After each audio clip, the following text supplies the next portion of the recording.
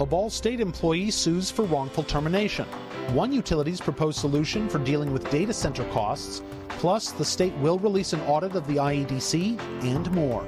From the television studios at WFYI, it's Indiana Week in Review for the week ending September 26th, 2025. Indiana Week in Review is produced by WFYI in association with Indiana Public Broadcasting Stations.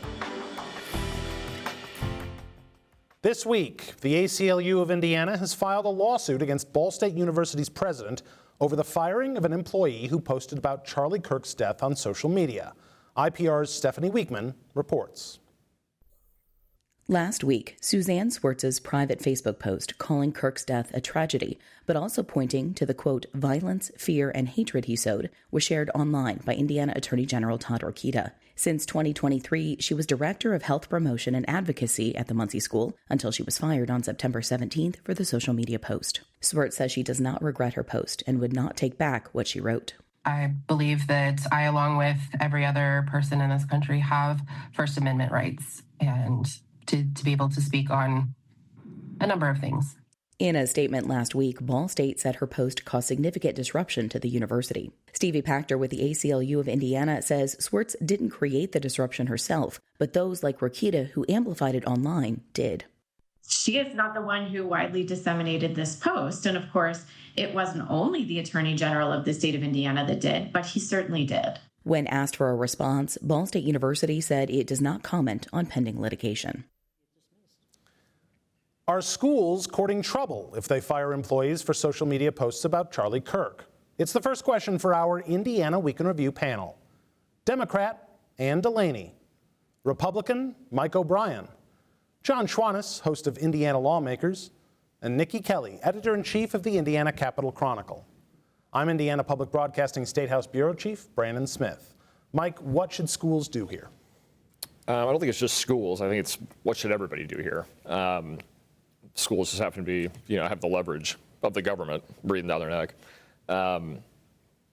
George Will was in town this week. He did an event. I went and saw him speak, and he said what I agree with, which is what we don't need right now in these situations that were caused by the political environment being too hot and the temperature being too high is to make it hotter. You need someone who can come in the room and go, in each of us, in our own circles, this is a tragedy, right? I mean, in our own circles, whenever we fire up Facebook, what are we saying to our little universe of people? What are our conversations like with, friends that may be on the other side of the aisle? And just cool off. This was a tragedy of a father, a young guy. I think we can all agree that the outcome cannot be when you get on TV and mouth off for a half an hour every Friday, that the result of that might be someone disagreed with me and shot me on the way to my car when I was done. Never felt the urge to do that. So I haven't either. I captured a couple times from it. So what we don't need is leaders saying we're going to use every power of the government to destroy your life if you post something in your private time on social media. Everyone just needs to cool it, or this is going to keep happening. And it's both parties and no parties that are doing this to each other, and it's got to end. It's one thing when we saw some companies fire employees who posted on the company's accounts, kind of thing, things that were maybe perceived as insensitive about Charlie Kirk's death. But when you're posting as a private person. And, I asked about schools because when you're a public school, that's when the First Amendment really comes into play. State action. And they're going to get a lawsuit and they're going to lose. Because the First Amendment says she can do exactly what she did. And the reason it's stirred up is because of Todd Rokita. He's the one that's stirring the pot on this. What she said was perfectly reasonable. She termed his death a tragedy, which of course it is. But she went on to say that he said, and he has said in so many words, that the Second Amendment, if there's collateral damage from the Second Amendment, well, we have to have the Second Amendment. Well, we have to have the First Amendment too. And the essence of a democracy is that people can feel free to speak their mind, not to yell falsely crowded, fire in a crowded movie theater, not to do that, but to speak your mind and to disagree. And this is McCarthyism at its peak. They're trying to censor both by firing comedians on late night television and going after teachers for postings on their private social media and firing employees at state universities. It is just the kind of McCarthy-like tactics which are not and shouldn't be present in a democracy. So shame on Ball State for caving to the kind of McCarthyism that Todd Rokita stands for. We've seen K-12 schools around the state, and not just in Indiana, but around the state, kind of dealing with this too, with employees who made comments perceived as insensitive or controversial about Kirk's death. And the Attorney General Todd Rokita came out this week and basically urged them to either discipline or fire those employees. If you're a school right now, are you kind of not doing anything and hoping this all kind of dies down? Well, I mean, I think each case is fact specific, first of all. Sure. There, obviously, speech is not 100% always protected. But one of the big things that all of this is going to turn on is in legal precedent, is whether it causes a disruption. You know, a lot of these, none of these that I'm aware of were said in a classroom in front of students or anything like that. That obviously would probably amp up a disruption. Sure. So, I mean, it's just, do you consider getting 50 complaints a disruption? Because, you know, it's being shared on you know, and basically the South Bend, Attorney General Rokita went after a specific case in South Bend, trying to explain why they were free to fire him, and they basically came back and said, look, we know our community, our school board's here, we know what a disruption is, and we'll handle it up here, but thanks for your advice. I mean, yeah, you'll get 50 angry emails if you change the color of the basketball team's uniforms. And if you didn't wear a pin supporting some team or something. Well, Yes. my alma mater, the Missouri Tigers. John, you're something of a free speech, almost absolutist. I imagine you don't like what's happening right now in Indiana and elsewhere. Sure, I am. I do consider myself essentially a First Amendment absolutist, and I think that's what has made our country great and distinguished it from all of the other societies that have other virtues. This is sort of our bedrock. And I hate to see that in danger. We can stipulate up front that this really falls into two categories. Private employers. In Indiana, for instance, which is an at-will state, I don't even need to hear you say anything or see anything you've posted. I can just say, you know what? I don't like you. Or I can, I'm reading your mind, and yeah. I don't like the way you're nodding at me right now, even though you're agreeing with me, so go ahead and nod. Or any reason or no reason. The difference, of course, as has been pointed out, is public employees. And it's not even posting. I've seen the Star and other organizations have looked at this statewide. New York Times just did a piece looking at it nationally. And it's not even something as explicit or specific as posting thoughts. It's a water cooler conversation in some cases where another employee, almost in a Stasi-like fashion, if this were the old East German police sort of ratting out your neighbors, asking people to do. which is problematic. But I do, and I would say, I was trying to think if there's any precedent for this in Indiana's universities and colleges. There was an IU professor a few years back who made comments, again, privately and to a certain extent publicly, about which some viewed as misogynistic, that men were naturally more inclined to excel in business and sorts of other things. Now, I grant, if memory serves, he was a tenured professor, and that carries with it a different set of protections. But I would think that a university of Ball State standing would want to adhere to executives and administrators, such as the one that was identified here. Again, nobody is happy that somebody lost his life. It's a tragedy. We'll all stipulate that. Ironically, I think Charlie Kirk would be very distressed to see any crackdown on free speech, because he was quoted as saying on numerous occasions, hate speech and free speech are essentially one and the same. All right, time now for viewer feedback. Each week we pose an unscientific online poll question. And this week's question is, should school employees be fired for social media posts about the death of Charlie Kirk that are considered controversial? A, yes, or B, no. Last week we asked you whether Indiana should pause the state sales tax on utilities to help address Hoosiers' rising utility bills. 60% of you say yes, 40% say no. If you'd like to take part in the poll, go to WFYI.org/IWIR and look for the poll. Well, several electric utilities in Indiana are looking to build new power plants to meet the huge energy demand from AI data centers. and that comes with a hefty price tag. A northern Indiana utility says setting up a separate company will protect its customers from those extra costs. NIPSCO got approval to create a subsidiary to charge data centers for all the new infrastructure they'll need to operate, insulating its current customers from big rate hikes. But the consumer and environmental advocacy group Citizens Action Coalition has concerns. CAC's Ben Inskeep says NIPSCO hasn't provided a lot of info on how this would work, so there's no guarantee that customers won't end up paying for new power plants in the long run. The subsidiary would also negotiate with tech companies privately rather than going through Indiana's public rate-making process. The public will have no idea whether or not this is a fair deal overall, or maybe the data centers are getting a sweetheart deal that the public is being kept from seeing because of that confidential nature.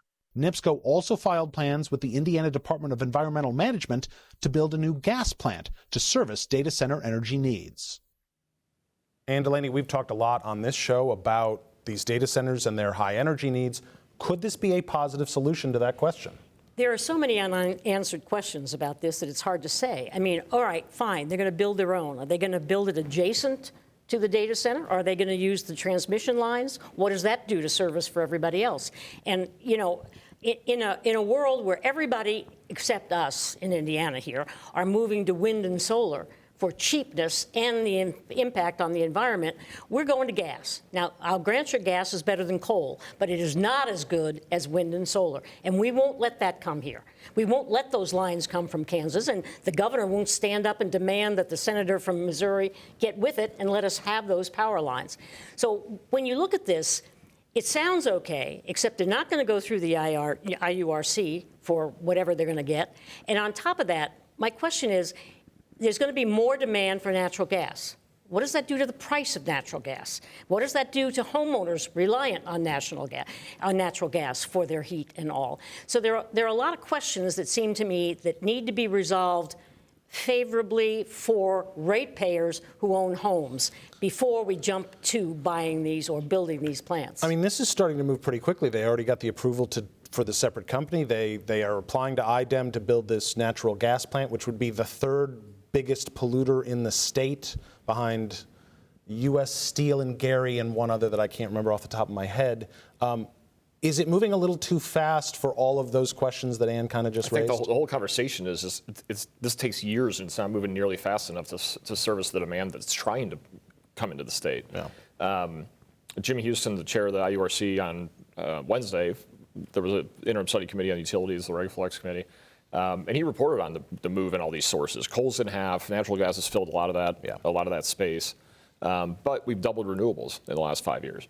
You know, and we could continue to if we could figure out how to stop allowing locals to kill statewide things that affect the entire state, because they don't want a solar field outside of their town. You know, the Assembly's tried that on several occasions. They've talked a little bit about it. Well, there was a bill. That's true. There was a bill. It died in the last by one vote 3 years ago. Yeah, that's and true. It's been an uphill climb ever since. The Citizens Action Coalition is bewildering to me. This is conceptual, right? It's a great concept, and it's a great concept that I would think serves their mission. And I've been doing this for 25 years. I've not seen the Citizens Action Coalition have one good day at the State House. And now you've got a proposal where an investor-owned utility is saying, no, we're going to wall off the residential ratepayers and protect them from this high-end user, and make them pay for it. Right. If that's not the mission, yeah, I mean, what are we doing here? We don't know what the impact on gas prices are going to be, though. How we can don't know that. We don't know. Regardless of this, we don't. Right. Even if they didn't do this, but they can build these things in other states and still service us. They don't have to be here. It doesn't mean a lot of jobs for us. Does this they feel can build in though? other states, but we're not Texas. We're not like an isolated grid. No, let it go in Illinois and Michigan. Let them build them there. That depends. That relies on Illinois saying we're okay with it. They're regulating it. Does this feel like a good solution for ratepayers? Yeah, I think if you look at it and take it at face value, if you are in fact walled off as a consumer, what's not to like? Again, we don't know how these things turn out, and that's the problem with this whole issue. It's a case of first impression in so many ways. Data centers, yes, we've had throughout the Industrial Revolution other sorts of manufacturing operations that have taxed the grid at times, but this is takes it to a new level. And we're kind of between a rock and a hard place if we want to have the economic development that goes with data centers. And then, of course, there's another argument about how valuable are they in terms of job production versus just the being able to say, hey, we have one, look at us. But you do that, but then you put more pressure on the grid. But if you don't do it, then you're not seen as a tech hub, and then employers that may not be building data centers, but certainly rely on the capacity that they generate. They want them to be closer. They want them to be by. There's been varying levels of skepticism, it feels like, in the General Assembly about these data centers and particularly how it's going to play out with our energy future. How comfortable do you think lawmakers are going to be with this solution, which does shield this separate company from some of the same level of oversight at the IURC? Yeah, taking away oversight is a big deal. And I also think that we need to have a larger philosophical discussion. Like, yeah, this sounds great. Okay, they get their own plant and my bill doesn't go up. But the question is, is that going to trickle down to all big consumer users, industrial users? Does a steel plant have to have their own plant if they want to grow? And so, I mean, the sort of base of the system we have now is everyone contributes to the grid, right? And so now we'll be separating that out. And so I think that is a fair philosophical discussion to look at. All right, Governor Mike Braun said the state will release the results of an independent audit into the Indiana Economic Development Corporation after a legal review, and that no criminal findings were uncovered. Braun ordered an independent forensic audit of the agency earlier this year after allegations of ethics violations and self-dealing by staffers employed by IEDC-affiliated organizations, including Elevate Ventures. The governor says his administration is implementing changes at the quasi-public agency in a bid for more transparency. One requires that all votes must be taken by the full IEDC board, not smaller committees. Another says investment activity must remain in Indiana. And Braun wants to wind down the Indiana Economic Development Foundation. The foundation is the nonprofit arm of the IEDC. It raises money that's been used in the past for gubernatorial economic development trips overseas, but has long resisted fully disclosing its donors. John Schwanitz, are these all positive signs from Mike Braun and about transparency? I guess we'd have to, your question needs to be completed with the phrase, for whom? Good news for whom? That's true. I don't think we know enough yet. Even though we had the report has been issued, but not publicly, is under review by the governor's staff. It's been completed. And even though there's calls for transparency, which, okay, 100% transparency, public funds, we're all for it. So let's say that. But as far as what happened or didn't happen leading up to this point, I really think we need to wait until next week when we see the report. And let's hope it's not redacted to the point it looks like a Jeffrey Epstein report, where it's just black marker after black marker. I don't see how it could be. But we'll know more then. Also, fueling the notion that this ain't over till it's over is the fact that the governor, if memory serves, had asked for an inspector general review of this, which, to the best of my recollection, has not been either dispensed with or concluded. So I guess that's percolating in some manner. Yeah, I mean, I believe the audit will obviously be forwarded, probably already has been forwarded to the Inspector General. But I think the Inspector General is even doing a separate review based on... I mean, it's all part of the same thing. Yeah, it's all part of the same thing. But, I mean, we don't know yet. I mean, we have like a few nebulous lines of what was allegedly found, self-dealing, conflicts of interest in votes and things like that. And they've announced a few small things like getting rid of the IEDC Foundation. They've announced that, votes will no longer be allowed in these subcommittees. Right. Like the full board would have to vote on these kind of grants and things like that. And the investments have to remain in Indiana, which is fascinating. And I'm really hoping the audit explores more clearly like how much of our investments left the state, because that's pretty amazing. Right. It feels like Mike Braun is trying to do the right things, though, here. Oh, I think Mike Braun is trying to say, all of this scandal doesn't touch me, and look what I've done, and now we can move on. Well, but if that's true, I mean, he wasn't the governor. That's true, and it doesn't necessarily touch him, but he cannot determine whether or not there's criminal activity. The forensic audit may say we don't see it, which I would be surprised if they did see it, because frankly, they're putting it out and they're paying for it. But I have a hard time believing that there was that so much self-dealing identified by the three principal players in that there is no violation of any statute. I mean, that's for a prosecutor to look at, not the governor. Yeah, I mean, will the release of this audit stop this conversation, at least in the short term? Yeah, it depends what it says. But look, I mean, the governor's delivering on what legislators were asking questions about. It was a lot of money going into that, and he came, to his credit, he came right in and said, look, this has got to be more transparent. We've got to also look back and see what's been going on here, and that's what he did. And of course, the prosecutor is the one in charge of that. But if Mike Braun's sitting there being told by an independent audit, there's nothing. We don't think there's anything here. Yeah. And that's all. And right now, that's what he's saying, right? All right. Well, Hamilton County's election board recently rejected the adoption of vote centers, even as Indiana lawmakers this year tasked the Secretary of State's office with studying whether to require all counties to use vote centers. Some Hoosiers have been pushing back on the idea at a series of public meetings on the issue. Vote centers allow voters in a county to cast their ballot at any polling place instead of one tied to their precinct. 2/3 of Indiana counties use vote centers, a number that's grown steadily since they were introduced more than a decade ago. But some Hoosiers object to them. Ann Eames is from Howard County. She worries about technology problems, particularly with electronic poll books. My poll book at my center did not match the poll book at the county courthouse during an election. It's like, good grief, that's a very major issue, because we had voters that weren't showing up in our poll book that they said, yeah, they're in our poll book down at the county. All Indiana counties use electronic poll books, even non-vote center ones. The Secretary of State's office will submit a report to lawmakers this fall that includes public feedback. Nikki, will the pushback we've been seeing in these public meetings stop lawmakers from requiring these in every county? I mean, lawmakers are pretty reticent to require something like this anyway, but I mean, I'm pretty fascinated that Hamilton County said no. The Republican member who voted against it said, we're going to watch Allen County to, see how it works, and he called it an experiment. There are 68 counties who have this, guys, including Marion County and big counties. This is not an experiment. No. This is a proven thing, and I live in a vote center county. It's an amazing thing that helps voters be able to go and also for them to fill their staffing needs.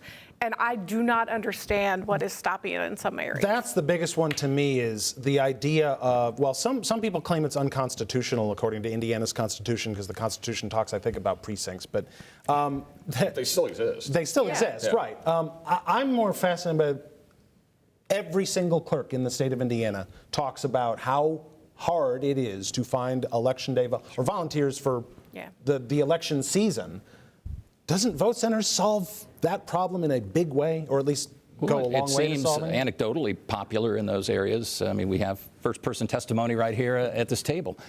So I think what the problem is, anything to do now with elections, everybody, instead of looking at it as just how to run an efficient election, everybody's trying to read between the lines that maybe don't even exist, and try to find out what nefarious thing is really at work here and how it can be gamed. And sometimes a vote election is just an election. There's nothing to read between. So we'll see. It's all local decisions right now. It's not just vote centers, it's everything. I mean, I suppose you could go to all mail-in vote. Well, we can't do that. Well, there were concerns raised in these meetings about, with the electronic poll books. Even the non-vote center counties have electronic poll books now, which was a big hurdle to getting, spending the money, because to do a vote center, you need electronic poll books. The vote center just allows you to access all precincts in one location. Right. That's it. That's all it does. That's all it does. Yeah. All right, finally, this is my last time as host of Indiana Week in Review.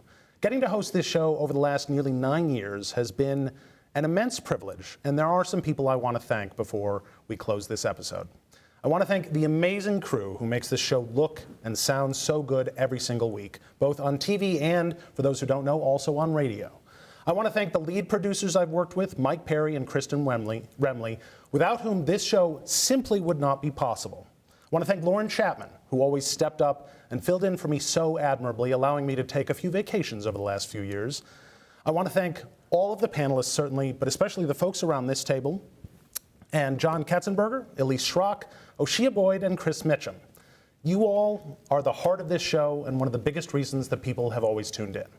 To the viewers and listeners, thank you for allowing me to be part of your week for so many weeks.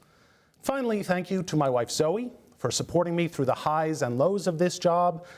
And just as a note, if you've ever enjoyed anything about me hosting this show, all of the credit goes to my mom, Rita. And that is Indiana Week in Review for this week. Our panel is Democrat Ann Delaney, Republican Mike O'Brien, John Schwannis of Indiana Lawmakers, and Nikki Kelly of the Indiana Capitol Chronicle. You can find Indiana Week in Review's podcast and episodes at WFYI.org/IWIR or on the PBS app. I'm Brandon Smith, one last time of Indiana Public Broadcasting. Join us next time or join them next time, I guess, because a lot can happen in an Indiana week.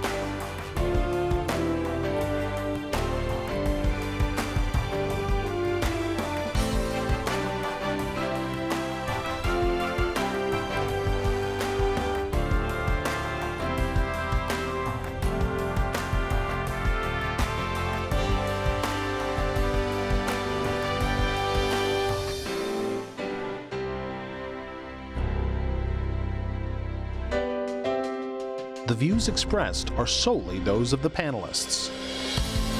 Indiana Week in Review is produced by WFYI in association with Indiana Public Broadcasting Stations.